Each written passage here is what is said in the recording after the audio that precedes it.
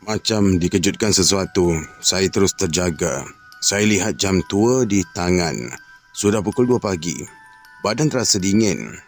Saya segera beredar ke katil. Sebaik saja saya rebahkan badan di katil, perempuan yang saya temui di kaki bukit berdiri betul-betul di hujung katil, mempamerkan senyuman seiring dengan renungan dari sepasang mata yang tajam. Saya tergamam, tak tahu apa yang harus saya lakukan. "Ubah tempat tidur?" Saya terus membisu. "Udah kamu tanya pada orang-orang di sini tentang diri aku?" Saya gelengkan kepala. "Cubalah tanya nenek kamu tentang anak Haji Rashid yang bernama Siha. Dia tentu dapat memberikan jawapan yang tepat." Saya kerutkan dahi, masih belum dapat mengucapkan sesuatu. Dada saya cemas dan sekujur tubuh berpeluh di malam yang begitu dingin.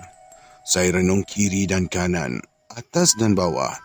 Suara Datuk dan guru agama masih lagi kedengaran. Mereka tidak lagi berbincang masalah agama, tetapi mereka membaca Quran. Saya cuba menyebut nama Datuk. Malangnya suara saya bagikan tersekat di kerongkong. "Kamu takut dengan aku ke? Kamu nak panggil Datuk kamu?" Saya menganggukkan kepala. "Datuk kamu pun kenal aku. Sampaikanlah salam aku pada dia, ya." Kenapa yang kau tak jumpa dengan dia sendiri? Bukankah kamu berada dekat rumah dia sekarang ni?" Secara mendadak saja saya bersuara. Saya renung mukanya. Kali ini saya merasakan yang diri saya seperti memperolehi kekuatan tenaga yang tersendiri. Saya cuba bangun. "Aku seganlah," katanya spontan. Perempuan yang menamakan dirinya sebagai Siha terus duduk di bibir katil. Jari jemarinya menekan permukaan tilam. Saya mula resah.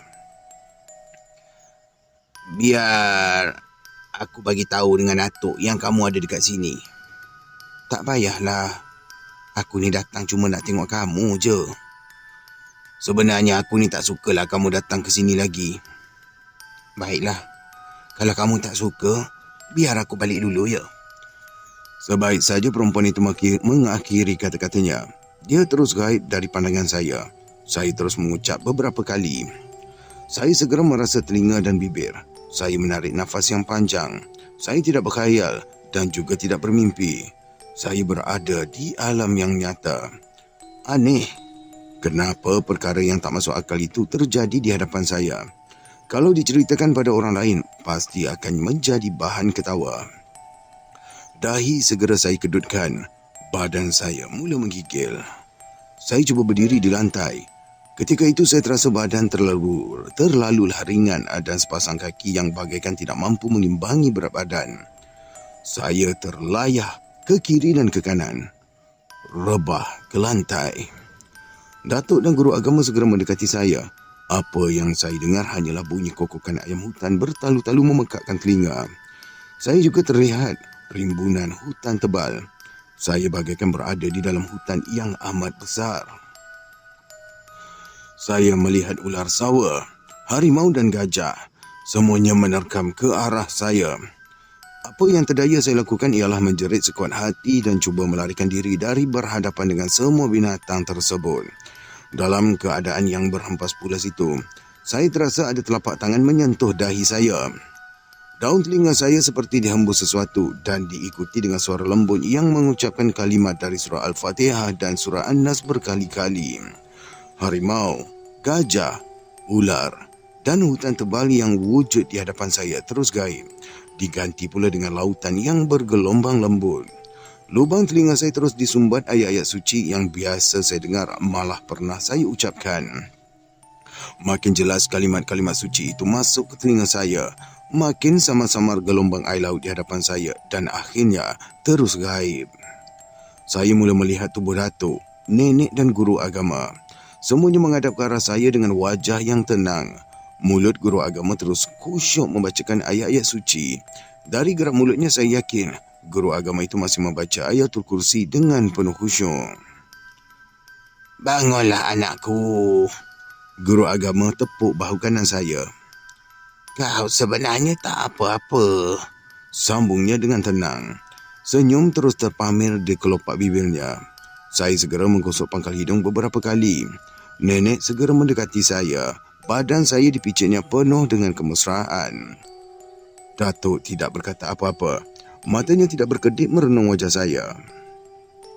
Masa kamu tak sedar tadi, apa yang kamu nampak? Soal guru agama. Bila saya tak sedar?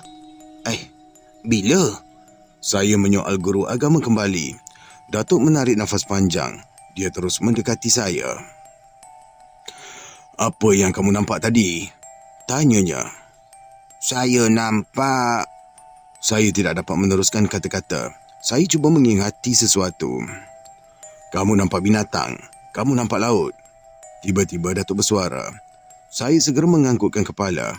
Datuk renung muka guru agama. Cepat-cepat guru agama melagakan gigi atas dan gigi bawah beberapa kali. Lupakanlah apa sahaja yang kamu ingat tu, ujar guru agama penuh sopan. Saya segera mengangguk. Nenek saya melihat menarik nafas lega. Tidurlah. Kau tak apa-apa tu. Tidurlah. Datuk seperti memujuk. Tidurlah, cu, sahut nenek. Saya pun merebahkan badan atas katil. Datuk dan guru agama segera meninggalkan saya, tetapi nenek masih lagi setia menunggu saya di hujung katil. Mata saya masih tertumpu kepada langit rumah. Saya berpusing ke kiri, berpusing ke kanan. Perasaan terasa tidak tenteram sekali. Nenek mengikuti gerak-geri saya dengan teliti. Sesekali dia meletakkan telapak tangan kanannya ke dahi, merasa suhu badan saya. Kalau panas, sudah pasti saya demam. Kamu ni tak demam, Tamar. Hawa badan kamu macam biasa. Memang saya tak demam lah, Nek. Tapi kamu aku tengok resah tak tentu pasal. Saya menelentangkan badan. Nenek menyelimutkan sepasang kaki saya dengan gebar. Mungkin kerana rasa mengantuk yang amat sangat, nenek terus merebahkan badannya di lantai. Tidak sampai 10 minit, nenek terus berdengkur. Saya terdengar suara perempuan memanggil saya di halaman rumah. Saya segera membuka tingkap. Saya lihat perempuan yang baru mengunjungi saya sebentar tadi berdiri di tengah halaman sambil tersenyum ke arah saya. Kali ini dia memakai baju kebaya dan kain putih yang bersih. Rambutnya terhurai atas sepasang sayap bahu. Tangan kanannya pula melambai-lambai ke arah saya. Tingkap segera saya rapatkan. Mungkin ketika daun tingkap itu bercantum telah mengeluarkan bunyi yang menyebabkan nenek terjaga dari tidur. Dia terkejut melihat saya meninggalkan katil. Kenapa, Tamar? Pertanyaan nenek tidak saya jawab. Cepat-cepat saya melangkah dan terus duduk di bibir katil. Sikap membisu saya menimbulkan rasa tak puas hati di hati nenek. Dia segera mahu mendapatkan Datuk yang berada di ruang tengah rumah. Sebelum nenek melangkah, hasratnya itu terus saya halang. Saya bersyukur pada Allah. Nenek masih lagi mahu mematuhi permintaan saya. Dia duduk di bibir katil merenung sayu ke wajah saya. Saya terus didakam keresahan yang memanjang. Kenapa yang kamu bangun, Tamar? Sengaja bangunlah, Nek. Tak ada apa-apa lah, Nek. Dengan aku pun kamu nak berbohong. Nada suara nenek merendah, mengandungi rasa hampa dan kecewa yang amat sangat. Saya rasa bersalah kerana memperlakukan demikian kepada nenek. Nek, kenal tak dengan Siha, anak Haji Rashid? Kenapa dengan dia, Tamar? Masa saya pergi ke kaki bukit menengok jerat, saya jumpa dengan dia. Dia kata ayam hutan di kaki bukit tu kepunyaan dia. Bah, mulut nenek terlopong macam orang yang terkejut besar. Dia renung kiri kanan. Nenek segera meraba pangkal leher dan terus termenung panjang. Agaknya kamu ni mimpi, Tamar. Taklah, Nek. Tadi dia datang dan kirim salam pada nenek dengan Datuk. Kamu jangan bergurau lah, Tamar. Saya tak bergurau lah, Nek. Kenapa, Nek? Saya minta satu kepastian darinya. Nenek terus gelengkan kepala beberapa kali. Saya bertambah takjub. Kedinginan dini hari kian kuat menguasai kulit tubuh. Kenapa dengan perempuan tu, Nek? Saya tak pernah dengar nama Haji Rashid dan anaknya Siha. Kedua-dua manusia tu berada di kampung ni sebelum kamu dilahirkan. Aku ni kenal baik dengan kedua-duanya. Haji Rashid tu kawan datuk engkau. Anaknya si Seha tu memang terkenal dengan kecantikan dia. Oh, macam tu. Saya segera memotong kata-kata nenek. Saya lihat nenek tersenyum. Nenek dapat membaca rahsia hati saya yang memang minat kepada cerita yang diluahkannya itu. Masa zaman Jepun, Haji Rashid ni kena tangkap kerana menentang tentera Jepun. Dia dipancung sampai mati. Mayatnya pula dibawa ke Pulau Pinang. Sampai sekarang ni tak ada siapa pun yang tahu kat mana kubur dia. Nenek memulakan cerita di malam yang kian mendekati siang. Saya segera melompat dari katil lalu duduk di sisi nenek. Anak perempuannya macam mana pula, Nek? Tanpa sabar-sabar, saya terus menyoal nenek yang kelihatan terpinga-pinga. Perlahan-lahan nenek memperbetulkan silanya. Renung kiri kanan macam ada sesuatu yang dibimbangkannya. Apa yang dah jadi pada Seha bila ayah dia dah mati? Saya mendesak. Nenek menggigit bibir. Dia keberatan untuk menerangkan tentang Seha. Kenapa? Apakah Seha sudah meninggalkan sumpahnya? Apakah cerita diri Seha memang menjadi rahsia? Macam-macam persoalan dan pertanyaan timbul dalam tempurung kepala saya. Muka nenek saya terus tatap. Panjang dan sedih ceritanya. Nenek memulakan. Silanya diperkemaskan. Kedinginan terus menggigit kulit tubuh. Suasana dini hari terasa amat sunyi. Saya tumpukan seluruh perhatian pada nenek. Saya berdoa, semoga nenek tidak akan memberhentikan cerita tentang Seha, anak gadis Haji Rashid separuh jalan. Sayangnya, gadis yang baik itu jadi korban. Korban siapa pula, Nek? Korban nafsu tentera Jepun. 2 bulan sesudah ayahnya hilang, ibunya pula meninggal dunia. Dia marah pada Jepun. Dia berpendapat semua kecelakaan yang terjadi ni berpunca dari Jepun. Jadi apa yang dilakukannya, Nek? Dia terus menyerang pondok kawalan tentera Jepun di kepala simpang dengan pelepah kabung yang sudah ditajamkan. Senjata kita panggil selegi kambung. Wah, berapa orang yang dibunuhnya, Nek? 3 orang. Hebatlah orang perempuan boleh bunuh 3 orang askar Jepun ya. Bukan sebarang perempuan. Dia tu pendekar. Alang-alang lelaki, jangan cuba nak rapat. Nenek terus senyum panjang. Sebaik saja nenek selesai bercerita, terdengar tapak kaki orang memijak daun kering di luar rumah. Saya renung muka nenek. Tidak lama setelah itu terdengar suara perempuan batuk. Bulu roma saya mula tegak. Badan saya terus menggeletar bila terdengar bunyi suara orang perempuan berbisik sesuatu di luar rumah. Saya cuba mengamati buah butir perkataan yang dibisikkannya. Semuanya tidak jelas dan sukar dimengertikan. Jangan pedulikan semua tu.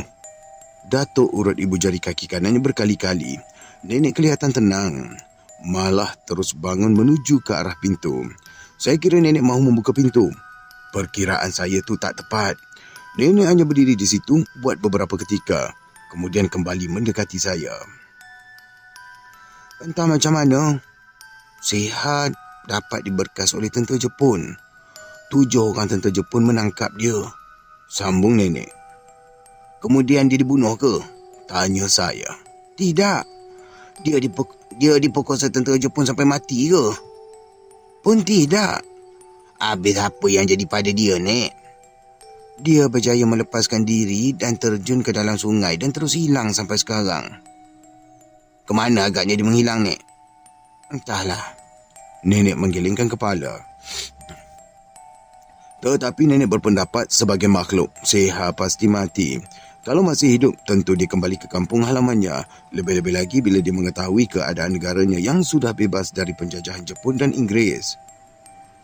Masa Jepun menyerah pada orang putih, ada orang nampak Seha berdiri di tepi sungai waktu senja. Kemudian ada orang nampak Seha bermain-main ke halaman rumahnya waktu terang bulan. Bila ada orang-orang kampung menyebut namanya, dia akan datang dekat dengan orang yang sebut nama dia tu. Berapa lama masa dia nak datang tu, Nek? Sekejap je. Lepas tu dia hilang dah entah ke mana. Masa darurat dulu ada juga orang nampak dengan dia. Kemudian orang-orang kampung baca Yasin ramai-ramai. Dia terus hilang. Sekarang ni dia datang balik. Anehnya. Dah kenapa dia cari kamu? Nenek menamatkan ceritanya dan saya tak mahu bertanya tentang sihat pada nenek lagi. Saya kembali atas katil semula. Nenek masih lagi duduk sambil berdiri lutut. Perlahan-lahan saya rebahkan badan atas katil untuk beberapa detik sahaja. Saya bangun kembali. Apa yang kita dengar tadi, Nek? Boleh jadi suara sehat kot. Saya tatap wajah nenek. Dia dah tak ada. Jangan dipikirkan tentang diri dia. Kau tidur, jangan dipikirkan perkara yang bukan-bukan. Kalau dia datang, biar aku yang selesaikan. Jawab nenek. Saya menarik nafas panjang-panjang, merebahkan badan atas katil, kembali merenung lelangit rumah. Saya baca beberapa ayat Quran untuk mencari ketenangan dan akhirnya saya terlelap. Bila kelopak mata saya buka, nenek dah tak ada di sisi. Rasa marah dan geram mula bersarang dalam dada. Kenapa pula lah saya ditinggalkan sendirian? Ini dah sudah lebih. Di mana letaknya rasa kasih sayangnya pada saya? Dalam keadaan yang serba tak kena itu, terdengar suara azan subuh sayup-sayup menyentuh gegendang telinga. Saya segera bangun lalu menuju ke bilik air untuk mengambil wuduk. Kalau dari bilik air, saya lihat nenek berdiri dekat pintu dapur. Dia merenung ke arah saya dengan senyuman. Cepatlah, Datuk dan kawannya menanti di kaki tangga. Saya fikirkan tadi nak semayang je kat rumah. Sudahlah, jangan banyak cerita. Pergi siap. Saya terus masuk bilik, pakai kain sarung dan baju kemeja putih. Songkok hitam saya letak melintang di kepala, melangkah keluar menuju ke pintu. Apa yang kamu tanya, apa yang kamu rasakan, semuanya dah nenek sampaikan pada datuk kamu. Kata nenek sebaik saja saya melintas di hadapannya. Kenapa yang nenek cerita dengan datuk? Tu je cara yang baik. Barangkali dia lebih banyak tahu perkara macam tu daripada aku. Tapi saya tak sukalah, Nek. Suka atau tak suka, perkara tu dah terjadi.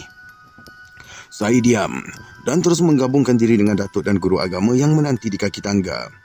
Kami meredah kabus pagi yang bangkit dari permukaan tanah kampung. Langkah terus dipercepatkan.